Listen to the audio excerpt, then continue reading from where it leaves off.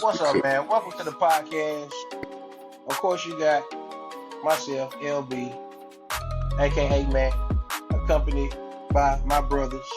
Of course, they introduce themselves. Yo, it's Fly, Black Dad, Toto for life. What's good, folks? It's Brandon Lewis, aka B Lou. You find your boy on TikTok at Mr. New Lou. That's at MRNU_LEW. Let's get this thing kicked off, B. All right, so the first thing we're gonna talk about, man, give y'all a whole little background as far as how we all came to be. Like, you know what I'm saying? How did we meet? And we met at Prairie View A&M University, one of the most historically black colleges in the state of Texas. You know, very much productive university, and pretty much producing productive people. Ain't that what these are? Yeah, producing productive people. Yeah, producing productive people. Baby, let's go. You know what I'm saying? So, you know, we're gonna kind of talk about that. We first met at Building 48. You know what I'm saying? Building 48 back in 2003. You know, for everybody back, you know, that's watching this during that time. Yeah, remember the t-shirts? Yeah, remember the t-shirts we had? Oh yeah. Yeah, remember the t-shirts we had made? Oh yeah. Y'all still got your shirt? Oh boy. Hey man, I don't know where my shirt at, bro. I know that first pep rally, we holding it down, the whole building. What's happening? Oh yeah. 48 still holding, baby. Hey, we got some still holding. What's happening? We gonna hold them stories for later, because you know I do want to tell the time where, you know what I'm saying, B Lou got us here up. You know what I'm saying? We was in the clear. We was in the clear, and you decided, you know, to give somebody a shout out, and the CA of the building came back through and figured out it was us. Don't worry about it. I'm not gonna throw that out. We're gonna say that for later. All right, just know that you open the door. Just know you open the door like, oh man, what's up? Yeah. Anyway, that's 20 plus. That's 20 plus years ago. That's literally 20 years ago. So I'm getting old. I don't remember that. But let's get cranked up on how we met. The cold part is, you know what? I met Chuck before we even got the PB, and they didn't even know it. Because we was, what was it? It was at that that the PB workout? RBI workout, yeah. So we was, you know, we knew each other baseball wise before we even got the PB, but we weren't really tight like that. But when we got the PB, it was where we went Building 48, kind of getting to know each other. I didn't really like you at first, B. I ain't gonna lie to you. I didn't. But it wasn't, you know, it's kind of one of those things where you know how it is when you first meet somebody, you kind of feel somebody out, especially when you alpha males. It's like you know, like this is my territory. I always thought you was that type of dude. Like, you alpha male, like we all alpha males, right? So I'm just kind of like, I thought at one point me and you was gonna have to fight. I'm not. That's what I would have been all for that too. I would say, I would listen. As you eventually learn who I was, you realize that I would have been all for that. Man, look, I ain't got an issue with it, but look here, man. What they say? They say iron sharpens iron, bro. That's one of the reasons I think. That's one reason I think we clicked up, and we all got as tight as we did, because like one of them ain't none of us no punk, right? Like if we would have squared up, we'd have squared up. It is what it is. And we know firsthand. I ain't seen Chuck knock a few Dallas cats out. I ain't calling no names, but that night was crazy in itself. But you know, I guess we can't talk about that, can we? No, we're not gonna talk about that. But no, we shouldn't. We probably shouldn't talk about that. But I think that's how we, you know, just. I think that's how male bonds and male friendships kind of start. I think they always kind of start contentious. You know what I'm saying? Like I'm like, man, I don't know this dude. Who this dude? You know what I'm saying? And all of a sudden, it's like you realize you got more in common than you thought you did. All of a sudden, that bond turns into a brotherhood. And I think that's kind of how we got, you know. And then y'all got the music thing going too. So I think at the time too. I mean, you know what I'm saying? Y'all being from the H, you know what I'm saying? And of course, I think a lot of the cast, you know, that came from where I came from, East Texas, you know what I'm saying? It was a little bit different. So, you know, we came down there, you know, talking kinfolk, saying different things like that, you know, and I mean, I don't know. I think how we just talk was different. But at the same time, we clicked up, you know, we would play Madden over in the TV room, you know what I'm saying? Madden and Dominoes. And, you know, the whole first sport, you know what I'm saying? and spades. Don't he was killing me in spades.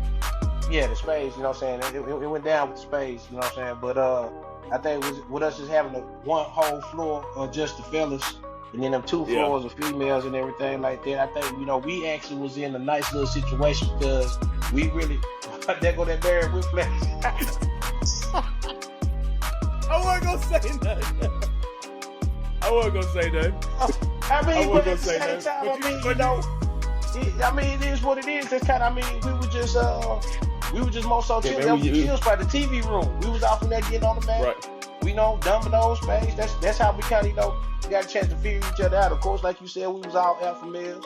You go look at somebody's size and see what they really was about. And I think kind of over time, I realized that, y'all was cool. I mean, I knew y'all played baseball at the time. I was just down there just doing my thing because my family got me down that way. My kinfolk, K-Dot. So, But I thought that was cool too, though, right? Like, I ain't gonna lie to you. I thought B was one of the most country dudes I'd ever met at the time. Like keep it a buck.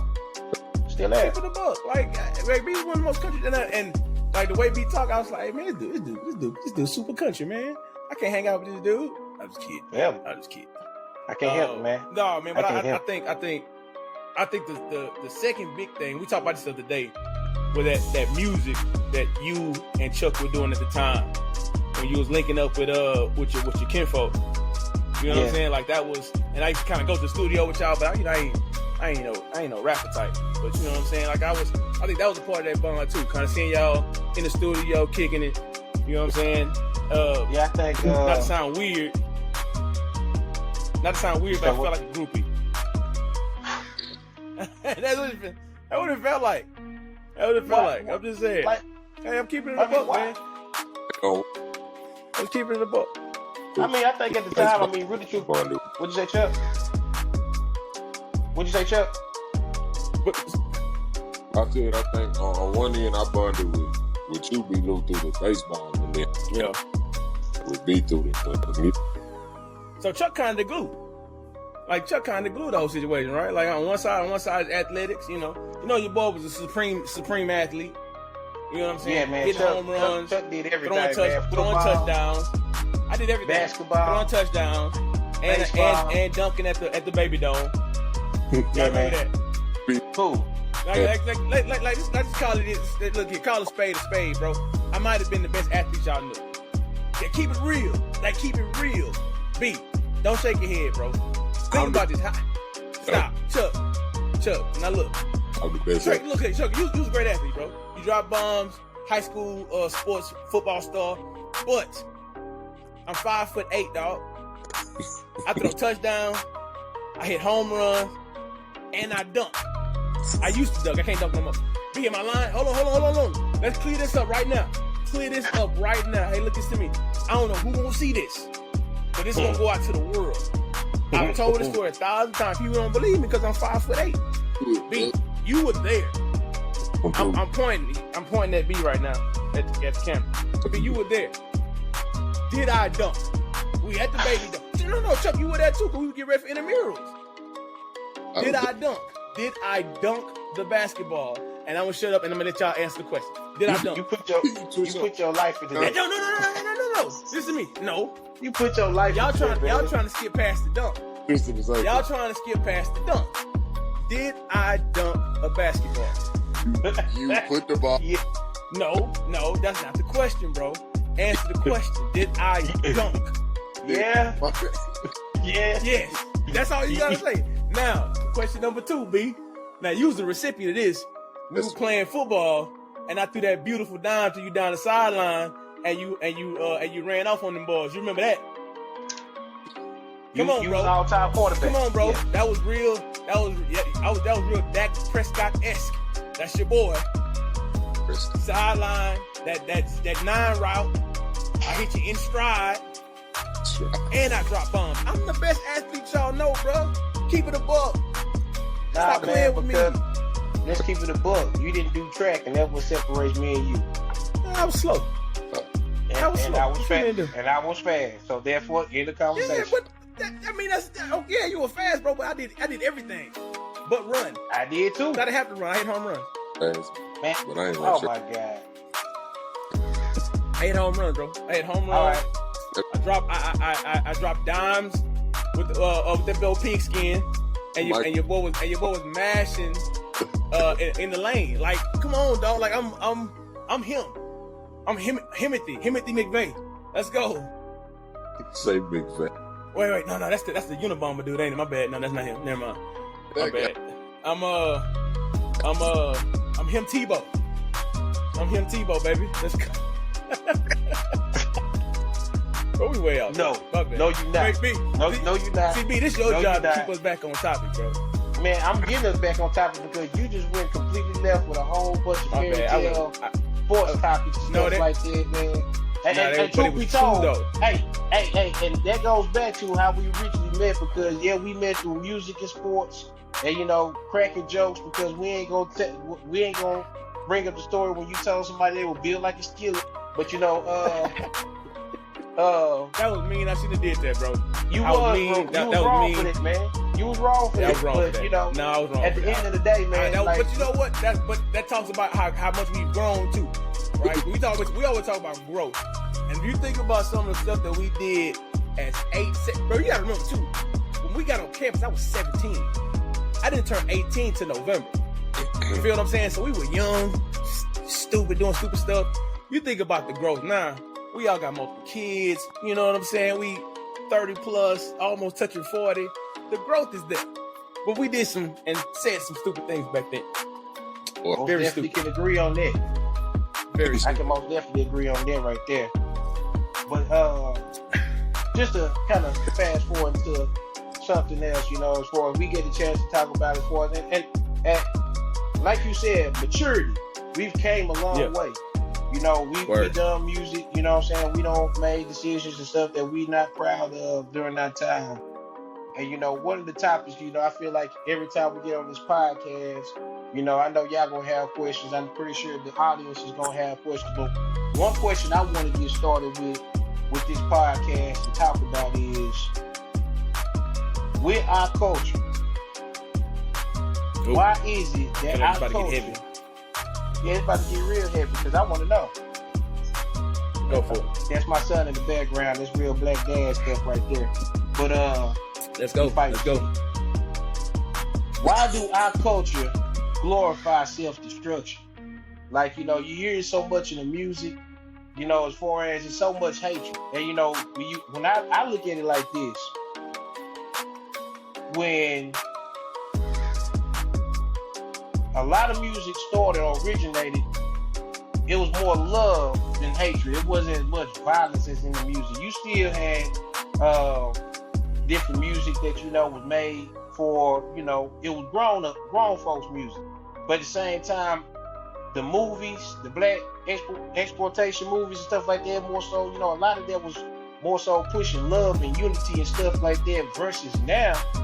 You got everybody pretty much glorifying self-destruction. Like it's almost about how many bodies that are, pushing drugs in the community and stuff like that. Now, don't get it twisted. Like, I've been young before. I listened to a lot of this music. And truth be told, if it has a good beat, and with us being into music the way we've been, if they put the words together where it's creative, then, it's catchy, we'll listen. Because it's catchy and it's creative. But truth be told, I feel like with our culture, we glorify self-destruction. Why is it that our culture is pretty much the only culture that glorifies its own self-destruction? Because we value over everything. We value what? We value money over everything. But why? Like if you have the option to pay $1, then we're going to do that, and we're going to just glorifying the destruction because of, we justify it as, I'm in this to feed my family. For example, been like a controversy when Christian rapper D1 called out Rick Ross, Meek Mill, Jim Jones. All of them responded different. Rick Ross responded on Bill responded in kind of a way. I understand your opinion, but this this is what I do in the community. And Jim Jones just straight out threatening basically. But all of them was I go about this in my music, but to the community, it's like, so I think they see it as, I'm destroying the music. I'm not destroying my community because I'm making money and I'm feeding my family, but I'm trying to give something back, even though the music that even though the images that I'm putting out, music that I'm making is glorifying this, I feel justified because I'm feeding my family, and I'm giving. So then, my bad. Go ahead, finish up. I thought you were done. My bad. Okay. Huh? Go ahead.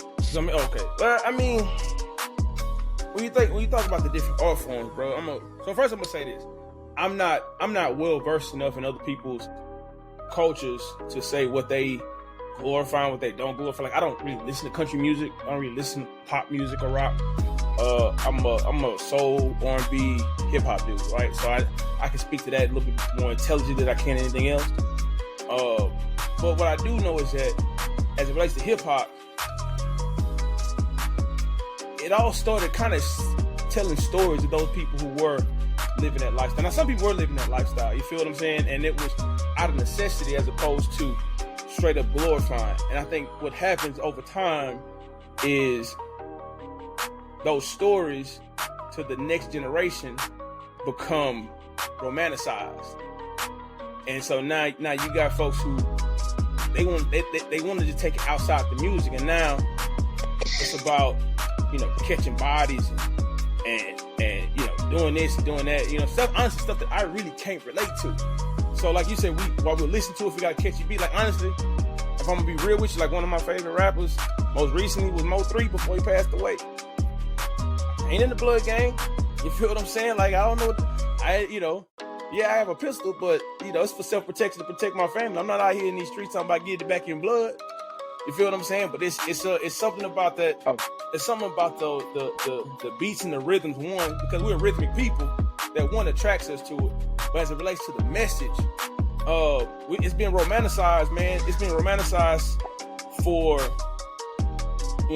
since the invention of hip hop, and that's because the powers that be, call it what you want, the powers that be found a way to make a dime off of our self-destruction.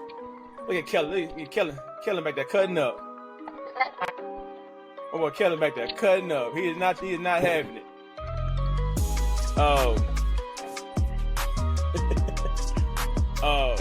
But yeah, man, it's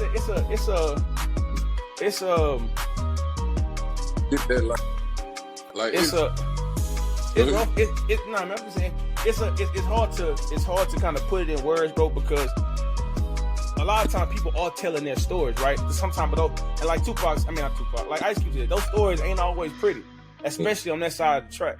But in the hands of the wrong people, those things get glorified, and all of a sudden, now it looks like it's what we thrive on. We thrive on violence. We thrive on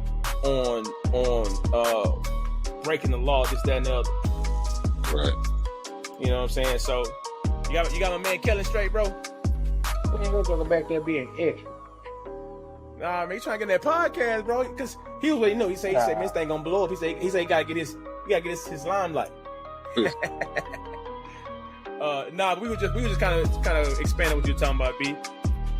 Yeah, because I missed the whole conversation and everything like that, but yeah, y'all. What you think though? You asked the question. As far as you asked the question. What you think? I mean, I think the last thing I really picked up on what you were saying, as far as you was talking about, you were listening to Mo3 and a lot of the music that get put out. I mean, really, to be honest with you, hear a lot of these rappers talking about they on Demon Time, and which is crazy to me. Like that's crazy to me. But go ahead. Like that's what I'm saying. Like they talk about their demons and stuff like that. It's almost like I gotta stray away from it. Like it's rappers that I listen to. Of course, I listen to Drake, but it's almost like the more you get into the music game, it's almost like I guess you selling your soul really, and not in an instance of, you know, you giving your soul. You got to pour more of yourself into music to get back. And you know, Drake started off as, you know, kind of popish, and now all of us out, you know, he talking about, you know, the character sticks and different. Yeah, you know what I'm saying? I mean, I think this kind of, it's all about what's in. From Degrassi to pop pistols on both. Yeah, you know what I'm saying? I mean, my opinion, he went the opposite. I'm sorry. I mean, I listen to cats like, you know, Drake. I just thought that was fun. I just like listening to artists like nowadays, like, you know, where I'm at right now, artists who can pretty much talk about a variety of things, from Kendrick Lamar to J. Cole, you know, cats like that, you know, and it's not too many people. You know what's cold? You know what's cold to me though? You know what's cold to me?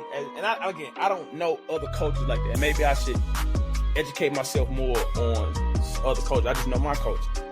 It's crazy to me how anytime somebody from our culture becomes a success in whatever field, typically it's in entertainment, right? Because, you know, that's how a lot of African Americans become well known and popular. But how is it that whenever somebody becomes wildly successful, it's always attributed to them selling their soul to the devil or being Illuminati? Like that's always bothered me, right? So in other words, what people are saying is that your talent isn't good enough for you to become successful. You have to do something outrageous in order for your talents to be nurtured and to be seen. Like, I don't know, that's weird to me. I don't know, man. And that's why I was saying. Go ahead, Chuck. I think that's true. Like, I think people look at it when you get to a certain level of success that you have to sell your soul in order to get there. But why though? Like, do they say the same thing about Elvis? Right? Do they say the same thing about Eminem? Right? Do they say the same thing about Katy Perry? Like, they read. Like, I'm just saying. I'm saying I don't know. What I'm saying is, it just seemed like when Jay was killing the game, he was making all these great business deals, and it seemed like he was just the smartest businessman on the planet. It wasn't because of his acumen, his business acumen. It was, oh, he's Illuminati. Like Beyonce, she killing the game music-wise. I ain't a huge Beyonce fan, but she killing the game music-wise. She throwing up the whatever, the all-seeing eye. I'm just like, so you telling me we ain't good enough as people to achieve these heights without some level of demonic assistance? Like, well, I'm like, go ahead. Always, I just look at they look at it. Yeah, I know. That's the idea. Yeah.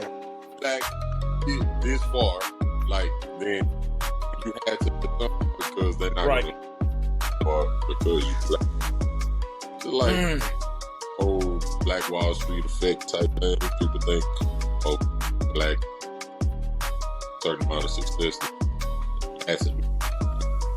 Right. I guess that always, as somebody who considers himself to be pro-black, that bothers me, man, because I'm a firm believer, and that my people are good enough. Like, my people are more than capable. Capable. You feel what I'm saying? So it just bothers me. But at the same time, the more success you get, the deeper you get in the game, you're gonna have to sacrifice something. And you know, if you look at it, you hear so many different times, and it's not just amongst our culture or just rap music. You know, it's shady business in the music industry, period. And that shady, it comes back to, you know, the record companies. You know, they make the money, but that goes back to our culture pushing self-destruction music, and the record companies making money off of it. Now, you know, we can get into biblical terms to see who was pretty much, you know, very much had an influence into music. You know what I'm saying? And then now all of a sudden we got generation of rappers and stuff talking about they on demon time and pretty much saying they demons and things like that. And all you hear is pretty much how many bodies they don't call, and these kids is listening to it, they following it, and it goes down to a path, man, like the murder rate is climbing. You know, people getting killed behind music, and it won't, like, think about it, like the Chicago music scene. you know, the drill music. Man, like, they built their reputation, and they got their buzz and their money off of talking about murder, and they was actually doing it. Nowadays, people are actually talking about murders in songs. So it's almost like, are they selling their songs? Yeah, because they give it what they have, and they're selling it. They're giving it. Now, cats like, you know, can you sell your soul or whatever? You can pretty much put your energy into your music and make a profit off of it. And that's why I say cats like Kendrick Lamar, J. Cole, even Lupe, different types of cats, they give everything they got. They give their energy and they spirit to their music, and they make money off of it. Look at them giving Lupe some credit. I mean, listen to me. Lupe, I never said he was not a good artist. I didn't ever say his music wasn't bad. But I'm not finna sit there and say he's a GOAT. I'm not finna sit there and say he's better than J. Cole. And I get that. I get that. I'm just pulling your chain, bro. But I ain't never. Bro, Chuck, when last time you heard him give about jury? You know what I'm saying? My boy got all this D. Said the jury on. See, I got the jury on top. I ain't gonna pull your chain. Like, come on, man, stop flexing on me, man.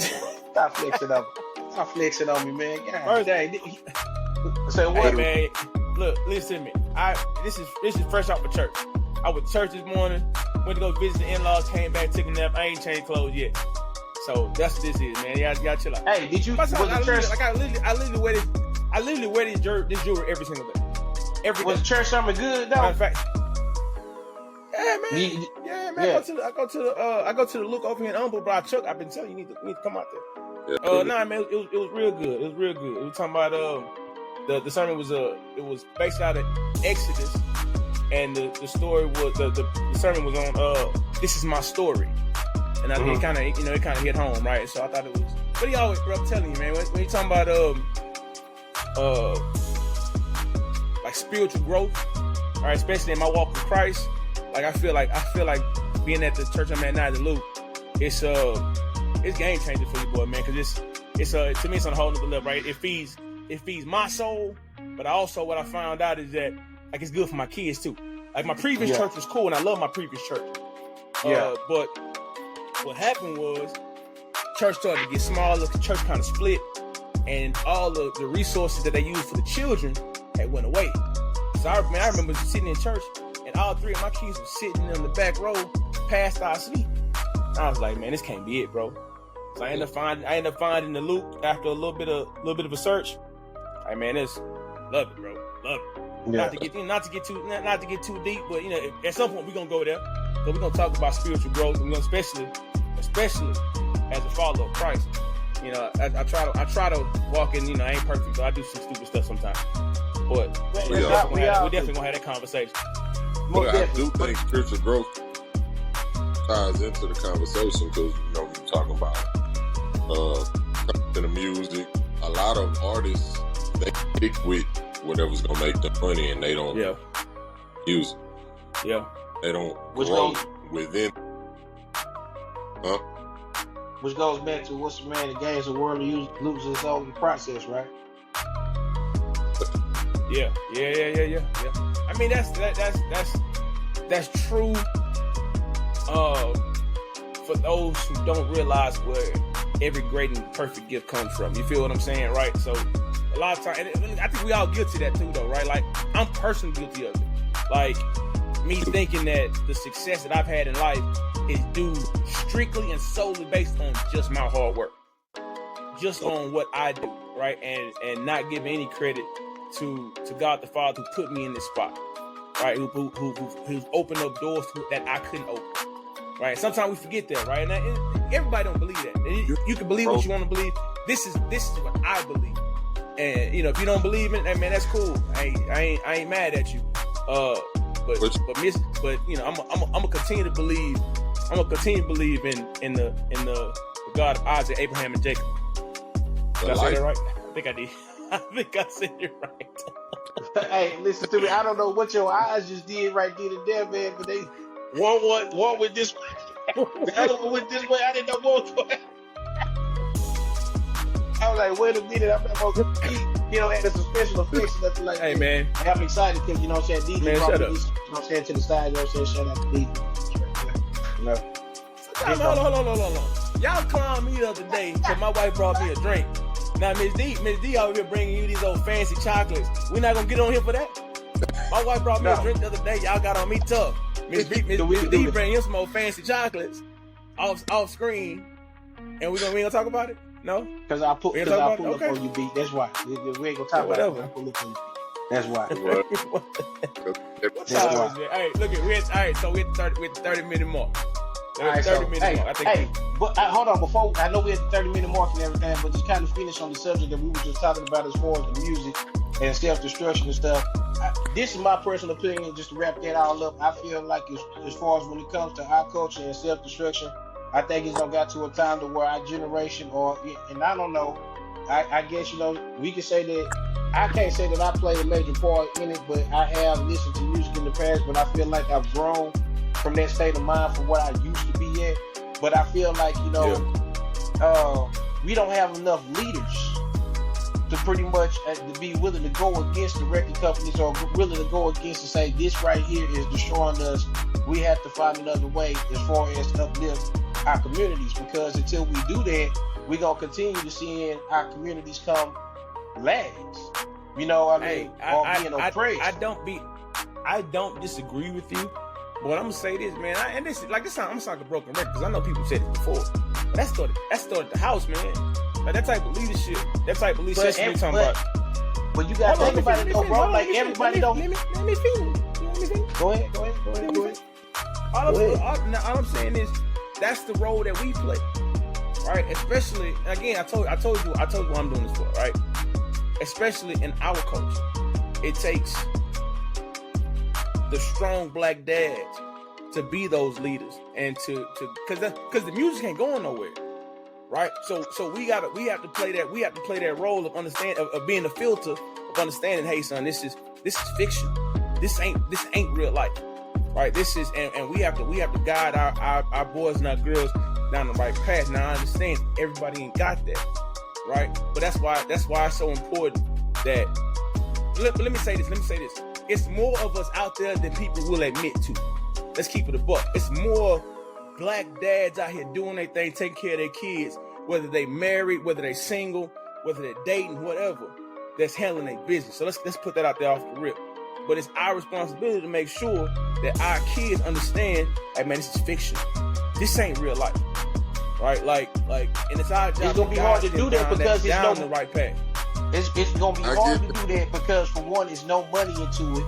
Because it's not gonna be plastered on TV, on the internet, in the worldwide. It's not gonna be accessible to the kids. It's almost like what Chuck was saying. What you mean? Wait. Say it. What you mean? Go back. You say it again.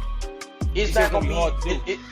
Well, the reason why I'm saying is because showing more of us or black dads, or pretty much is out there promoting that. That's not gonna be that's not what's selling right now, because once again, it's the glorification of self-destruction. It's gonna be they don't want to push that. I'm not talking about publicity. I'm not talking about. But you gotta publicize that though. But listen what I'm saying. I'm not talking about this podcast. I'm talking about at the crib. I'm talking about at the house with your kids. I'm talking about the house with my kids. I'm saying that's where it starts. What influence do you think is a larger influence? What do you mean? You think your impact at home is going to be a larger influence than what? As it relates to my family, absolutely. The impact I have here is way more than I would have outside my house, because my impact starts here. Now my impact is spread like this. This podcast, honestly, I think this podcast is going to do a great job of showing the level of concern that we have for our community, we have for our family, and that there are black men out there who are responsible for handling their business. Like that ain't nothing new. Like the media tell us otherwise. Like people could tell us otherwise, but we know that being in our culture and going to historically black universities where they're graduating young black men, young black women at a record pace, that we understand that there are a lot of us out there who are responsible. Like we understand that, but the impact that we have starts right in our house. Like I'm at the crib right now. My 3 upstairs in the bed getting ready for school tomorrow. I gotta get ready for work in a little bit. But I'm just saying, this is where the impact starts. This is where the leadership starts. It can't start in the street. It's gotta start where I'm closest to. I'm closest to my 3. So this is where the impact has to start. And then from there, hopefully I've impacted my children enough where they can go out and they can impact their friend group. and next friend group can impact the next friend group. That's the hope. Is that reality? Sometimes it's not. Kids are gonna make their own decisions. Kids are gonna do their own thing and find their own way. But my leadership starts right here. I understand that as far. Go ahead, man. I know you supposed to hit on what I'm about to say. But I mean, one, there is large influence and on our kids, and people benefit from selling our trauma back to them. Mm-hmm. That's lucrative. So, like, when there's so much money being put into the gender narrative and pushing these images onto your child, when pushing the other way, ain't no money ain't a close amount of money being put into the opposite. Or I think you underestimate the impact that you have on your children, though. Like, I think, listen, hold on. Well, B, what do you? Go ahead, child can able family life and have a stable father in their life and still be influenced by this music and by culture and by all these things. So yeah, it starts. That's the I agree. So just because those outside forces. Go ahead. Come back to those teachers. Okay. They those off hands. Just like college, we didn't listen to all the stuff our parents said, but we came back because that was the foundation. And that's the thing. Like it's a roundabout thing. It's not okay just because this child has this type of teaching and this type of stability and this type of foundation that keep them stable. No, I agree with that, but that doesn't mean you stop laying the foundation. Like everybody, we've all the foundation. The foundation has to be laid. Your kids gonna go off just like we did, and you're gonna make your own decisions. You're gonna make mistakes. You're gonna mess up. Right? Like I've been arrested. Like I've been arrested before, doing stupid stuff I ain't had no business doing. Right? But that doesn't mean that the lessons that my parents taught me weren't there. Maybe I ignored them. Maybe like you just said, I came back to them. Exactly. That's right. That's what I'm saying. What I'm saying is that doesn't mean you stop laying the foundation. The foundation still's got to be laid. Like you still have to input that information to your children. But hopefully, when they hit that crossroads, they remember what you said. I'm sorry, B. Go ahead. Well, this is what I'm saying to that, and I dig what both of y'all are saying.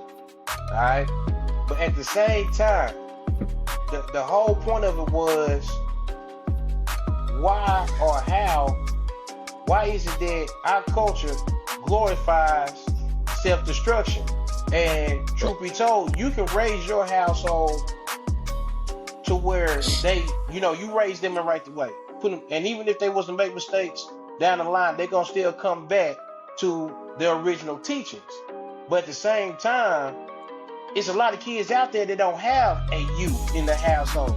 They don't have a mother in the household, who may not have neither in the household because they are a part of a judicial system that tears apart the household. And at the same time, you see where in the music, it glorifies and package products that glorify self-destruction, and that's what they're getting.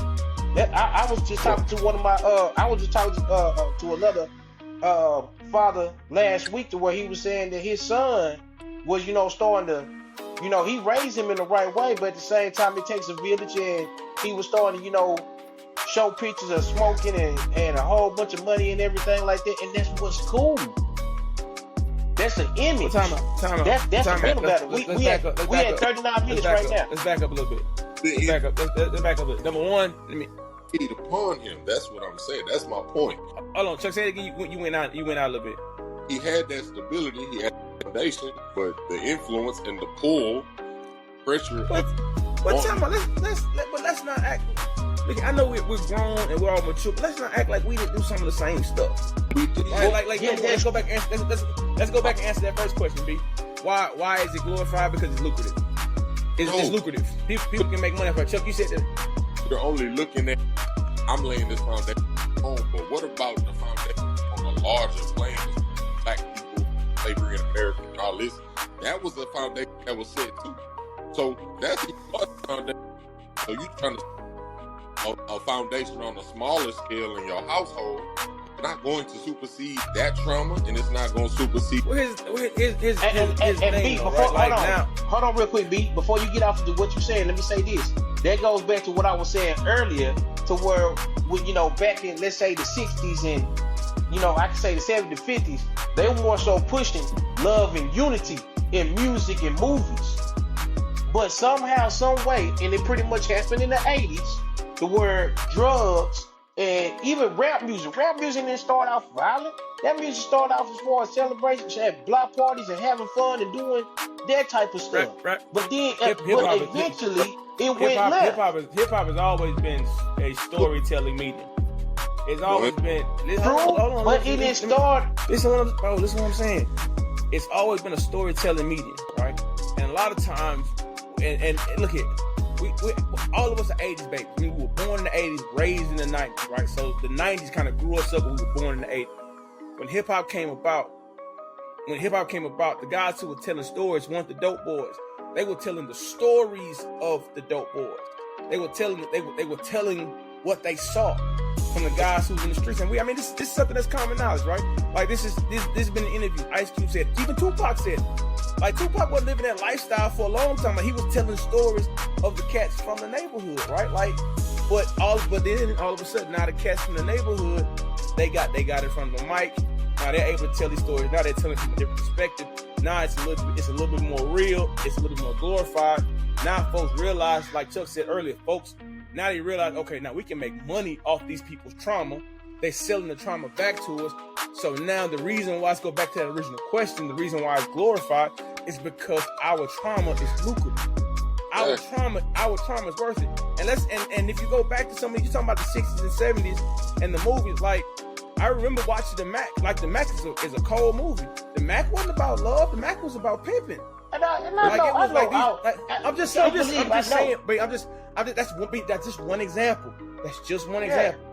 All I'm saying is, since the inception of entertainment, when we've been accepted in entertainment, it has been our trauma. Like if you go back and watch the original Birth of a Nation. Not the one that was done a couple years ago, back in 2016, when that turned up. The original Birth of a Nation, right? Like go back and watch. Step and Fetch It. Now, by the way, me and my wife had this conversation the other day. I know we gotta get ready to close out. Step and Fetch It, first black movie star millionaire, but his character was a buffoon, right? Because they played on our trauma. They played on the stereotypes that we were idiots, that we were less than, right? Like that's the MO of entertainment in this country, right? They play off because the most popular people in this country look like us. The most influential people in this country look like us. The people who set the trends in this country look like us. So my thing is this though. Anytime they can make a dime off us, they will. That's how that works. But who is they though? Because my thing is this. You say they. You say they. What do you want to call it? You want me to call it? Because this. Hold on, wait a minute. The capitalist system. I mean, I can call it. But do we not got enough? Do we not got enough black people in position to be able to push more positivity? At the time when these mediums were the most popular, no. Now I'm talking about right now. So right my now, thing is, so why is it not being done? Because they are even profiting off of it too. Why is it not being done? Smaller scale, bro. That's why you have artists that rap about dope. Be like, this is how I feed my family.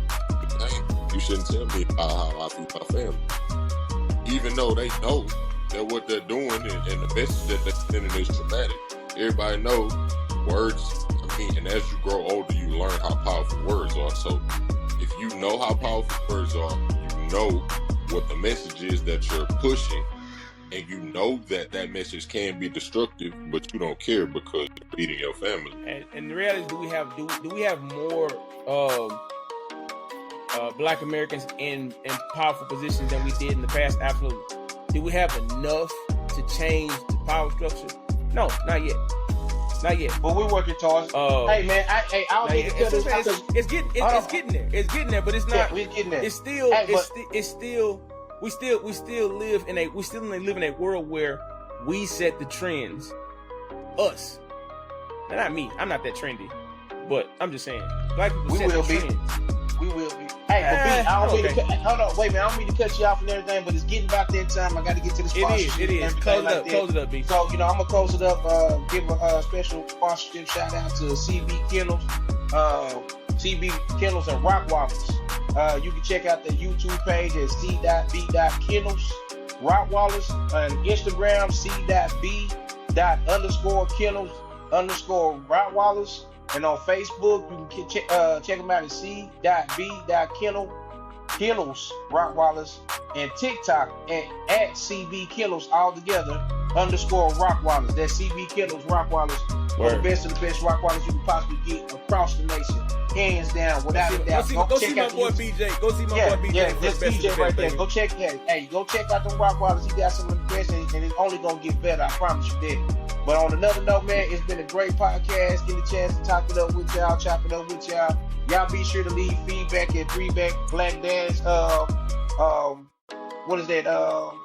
B. Shout out to the 3 Black Dads podcast. Make sure I get that right. But don't send if it's not good. Don't send it. I don't want no negative comment. Yeah, no negative comment. And if you see a negative comment, you know what I'm saying? Trust believe me, he may not respond to it, but I'm gonna tell you some intellectual stuff. We take all criticism, positive and negative. Most definitely. We honestly believe that we can grow from it all. Chuck, give them your socials, and I give them mine. We can get up out of here. Yo, y'all can follow me on Instagram at Chucky. On TikTok at Chucky Foods. Word, Chucky Sings the Blues. All right, what's up, man? Again, it's your boy B. Lou. This has been we had a blast, man, kicking up with my brothers. Hey, man, you can find me on TikTok at Mr. New Lou. That's at MRNU_LEW. I'm gonna probably try to change all my socials to that, so I don't have to have 1,000 different socials. Hey, man, but it's been real. It's been fun. Man, you guys be good. Love y'all, boys, man. Y'all take it easy. All right, for sure. Love y'all. Holla at y'all. Peace out. Yes.